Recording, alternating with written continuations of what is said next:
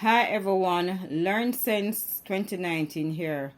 On your screen is a blank notice to quit form which the landlord would serve on the tenant once it is properly done for the tenant to quit premises. The notice to quit form is done in duplicates. A copy is kept by the landlord and a copy is issued to the tenant. The form must be done properly in order for it to be effective and to be recognized by the court of law. I am going to show you a completed form, what it should look like. And at the back of the form, there are some useful hints which the landlord can use to properly complete the form. This form can be bought at any bookstore. It is being sold for between 50 to 70 Jamaican dollars per pair. Let me read what's at the back. A notice to quit must be personally served on the tenant and a copy retained by the landlord stating the details of such service.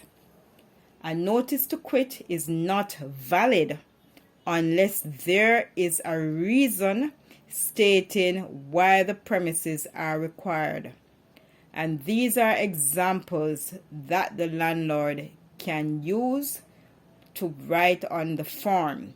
Examples are non-payment of rent for 30 days or more, premises required for landlord's own residence, premises are required for someone wholly dependent on the landlord, premises are required for major repairs, premises are required for purposes of being improved, or premises are required for purposes of being rebuilt.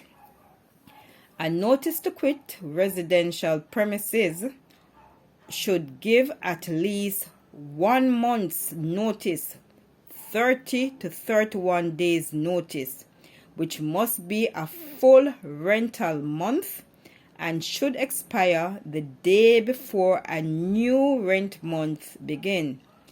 If rent is due on the 1st of the month, the notice must be prepared and served on the tenant before the 30th or the 31st of the month to expire by the 30th or the 31st of the next month.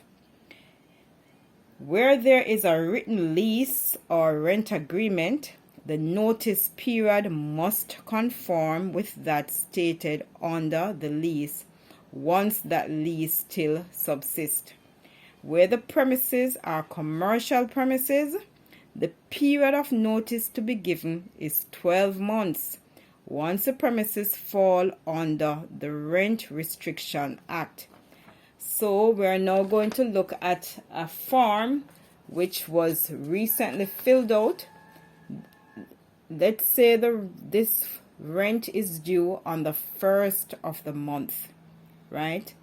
And this form was filled out on the 30th of June. So the next rent period would not be July 1, because you must give 30 clear days, but it will be August 1. And so this notice to quit form must give the tenant up to the 31st of July. 30 clear days notice must be given to the tenant. Okay, so here you have two, and you'll fill in the blank. The name of the tenant, to Lum Lum. Then we continue. I, the undersigned, give you notice to quit and deliver up possession of, and here you put house or premises or apartment, whichever one you want to choose. Continuing, the premises at, and that's where you'd put the address of the location. At, let's say, 355 Geta Avenue, Portsmouth, in the parish of Bridge St. Catherine, in respect of which you are tenant, on the 31st day of July 2021. This is where it gets tricky, because if you don't have the proper date here, then the judge will not recognize this matter and will throw out the matter, and you will have to go and serve the tenant a new notice, right, of which you are a tenant on the 31st day of July. Reason premises required, and here you have non-payment of rent for 30 days or more. Dated this 30th day of June 2011. Signed by the landlord, his signature goes there. Served by whomever served it, the landlord, and the signature, the full name and signature, and the date when it is served would go there. Now, if the tenant does not move out after the due date that you give the tenant to move has passed, then you cannot throw the tenant out. You would have to go to the court's office and take out a summons and issue to that tenant. Okay? So landlords, know your rights. Tenants, know your right. The tenant should not be disturbed, right?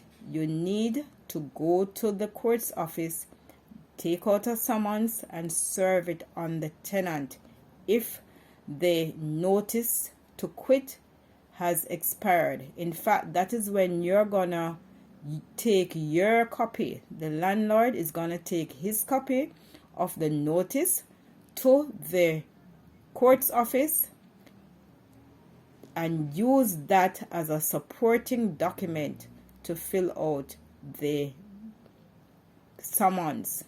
All right. This is Learn Sense 2019. Feel free to send me your comments, to ask questions. In my next video, I will take you through the procedure of filing a summons and issuing a summons to the tenant. All right, Learn Sense 2019.